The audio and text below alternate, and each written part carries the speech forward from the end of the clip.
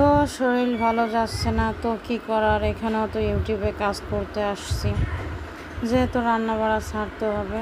তো হালকা এখন একটু ভালো লাগতেছিল, তো এখানে 2 পিস পাঙ্গাস মাছ নিয়েছি, শোল মাছ নিয়েছি 2 পিস। সারাদিন যেহেতু রান্না বাড়া করা হয়নি, 2 পিস কই মাছও নিয়েছি। যেহেতু আমার বাচ্চারাও আছে, বাচ্চাদেরও তো ভাত খাওয়াতে হবে, যাই হোক রান্না করে খাওয়াতে হবে। তারপরে কি করার, দেখো কাটা ছাড়িয়ে নিয়েছি, নিয়ে মাছগুলোকে চটকিয়ে নিয়েছি। এখন সরষের তেল, শুকনো মরিচ, লবণ দিয়ে আবারও পেঁয়াজগুলো চটকিয়ে মাখিয়ে নিলাম, যত মাখাবো তত ভালো হবে।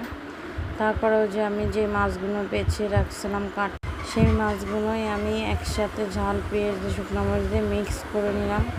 ভর্তা যত চটকিয়ে মাখিবা তত কিন্তু ভর্তাটা খেতে ভালো লাগবে। আমি মাছটা ব্লেন্ডারে দিইনি, কারণ আমার বাচ্চাটাও খেতে চায়। এভাবে মাখাইলে ভালো লাগে, তোমরা চাইলেও মাখাই এভাবে খেতে পারো। আল্লাহ হাফেজ।